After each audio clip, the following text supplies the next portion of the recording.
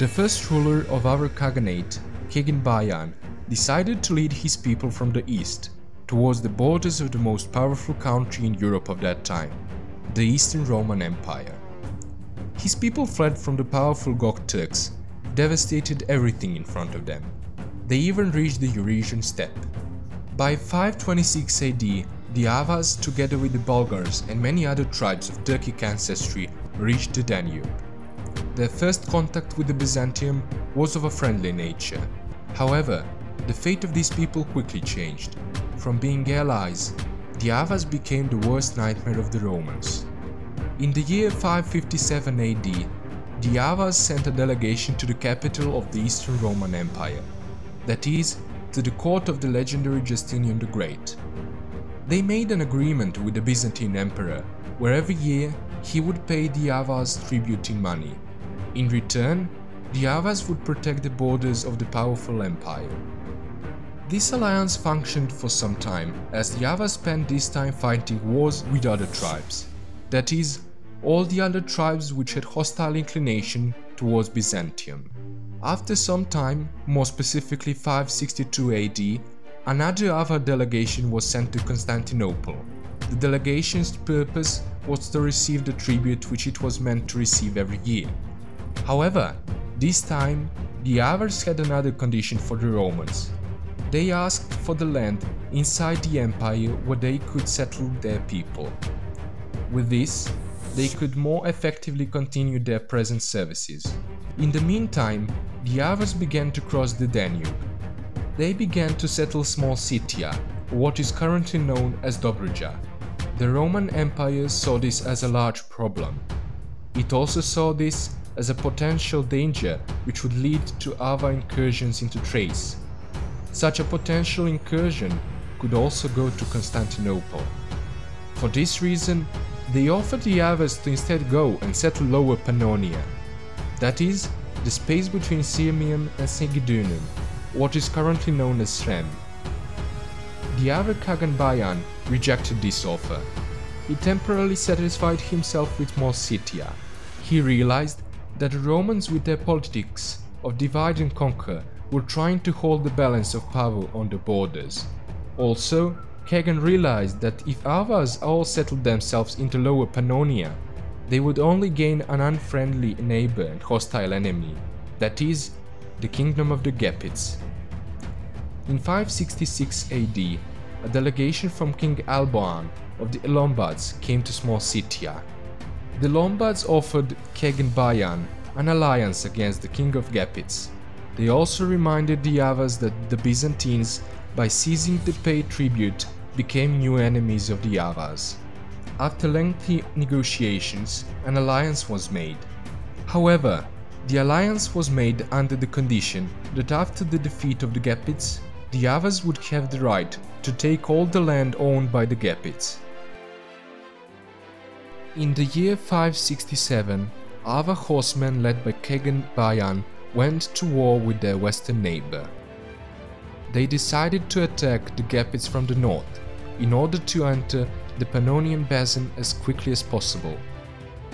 The Avars captured the most strategically important position between the Danube and Tisa rivers. In parallel to this, from the east, they also covered the south area up to the Danube. It was most probably at Danasex where the decisive battle in which Gepid soldiers suffered a crushing defeat happened. The Gepid state was destined to collapse. This was because in the west they were also defeated by the Lombards. Here, the last Gepid leader and ruler, King Cunimund, died. During this time, the Byzantine commander Bon came with soldiers to help his ally. Realizing that their state had collapsed, the Gepids opened the gates of Sirmium and allowed the army of the Eastern Roman Empire to enter. Sirmium was a very important city for the Romans, because it had a very important strategic position. This was because the city protected the borders of the Eastern Roman Empire and blocked enemy armies from penetrating deep into the Balkan Peninsula. Sirmium was the capital of the Praetorian Prefecture and also a very important military trading center.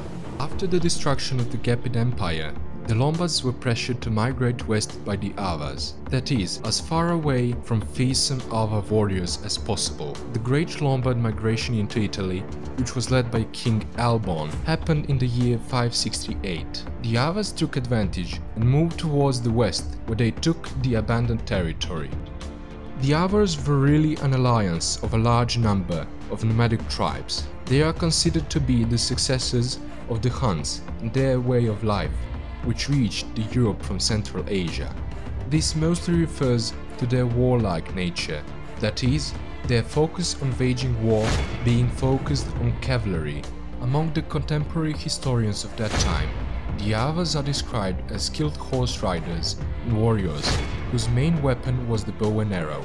The average Avar warrior used a composite type of armor that was suited towards horse riding. They consisted of colored metal blocks that were tied together by belts. For their uniforms, Avar warriors often wore pants that were of a bright color. Their riding shoes were made of some kind of leather. On their heads, the Avars wore a lemon helm, or what is otherwise a round cavalry helmet made from metal. This helmet was of a much higher quality than other types of round helmets. The Avars were the ones to spread the use of lemon helm all over Europe. The weapons that the Avars used consisted of a long sword, a bow and arrow, and sometimes a long spear that would be used to penetrate objects.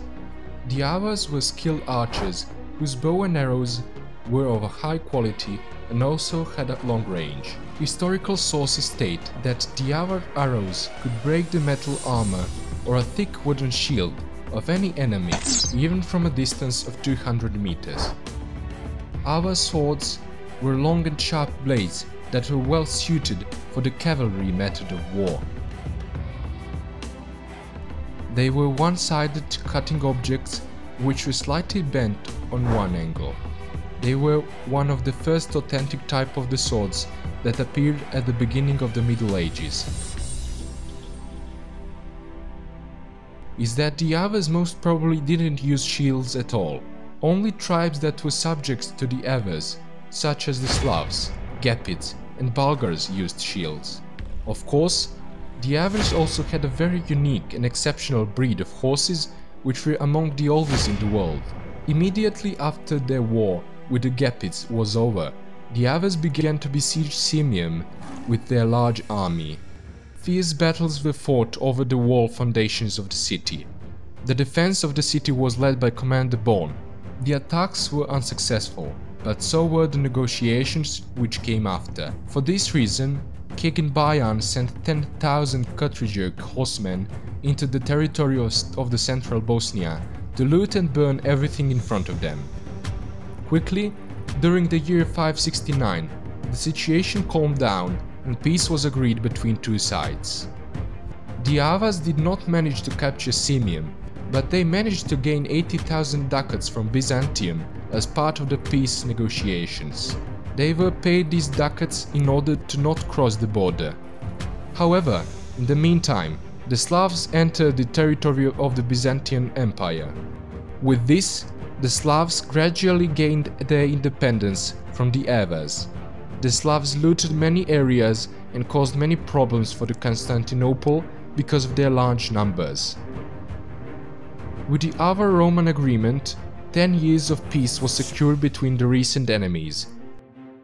During these 10 years, both parts fought together against the Slavs and other tribes. However, with their arrival of Emperor Tiberius II to the throne, Avar-Roman relations began to change. After many incidents and skirmishes, King Bayan again moves his army to besiege Sirmium in 580 AD. Sirmium could not hold against a long siege, and it did not have much food.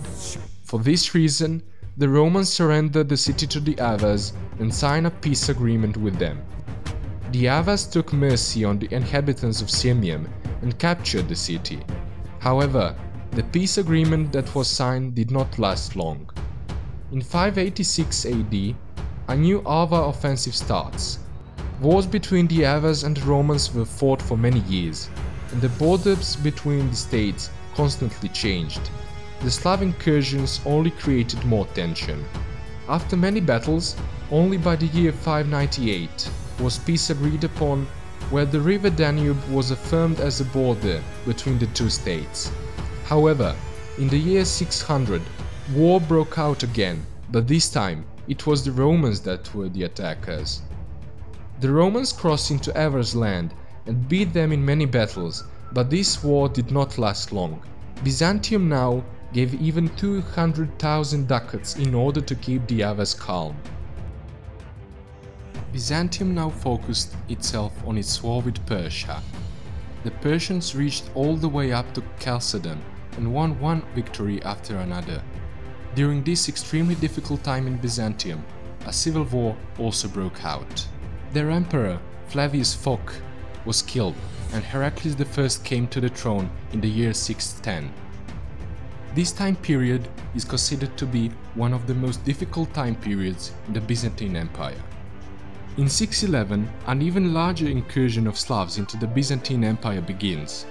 Due to the pirate attacks of the Slavs, all of the Thessaly, central Greece, Cyclades archipelago, Achaea, Epirus, and the coast of Asia Minor were all devastated. The Slavs besieged Thessaloniki in 616, however, they were defeated. Still, in 618, the Slavs began besiege Thessaloniki, and this time they had the help of the Avars.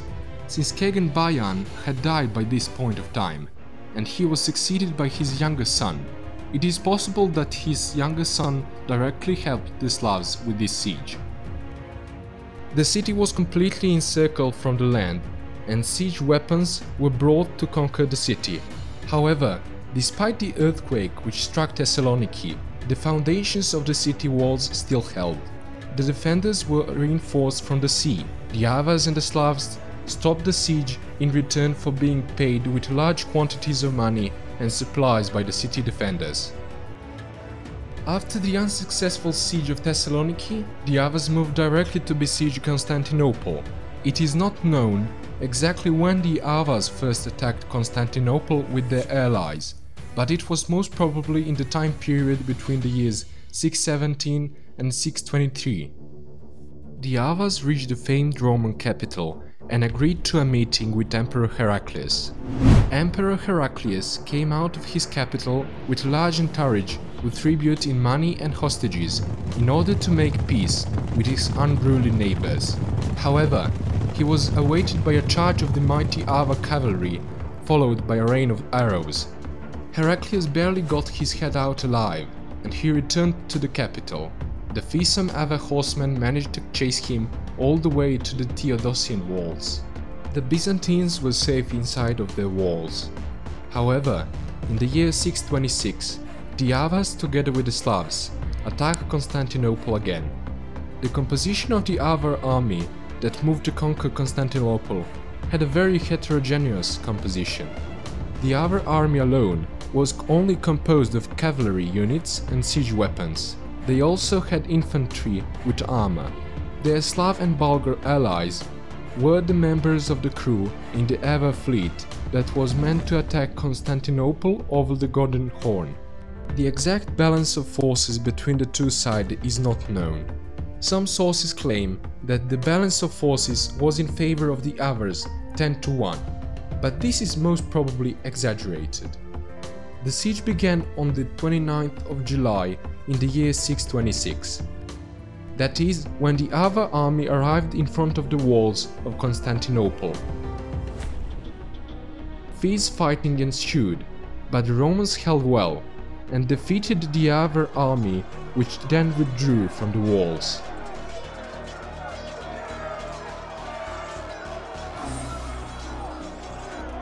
During the 5th day of the siege, the Slavs moved their fleet to Chalcedon from the Golden Horn. This was done in order for the Slavs to collect the Persian soldiers with which they were to attack the city via the sea. In the next few days, there were many lesser skirmishes between the two sides in conflict. Only the 9th day of the siege, a full-scale attack on the city began. The Slavs, Bulgars, Persian and other tribes attacked with their fleet from across the Golden Horn. Simultaneously, the Avar attacked from the land where they charged the wall foundations with the siege equipment. On the sea, the Romans inflicted a heavy defeat of their enemies with the use of Greek fire according to some sources.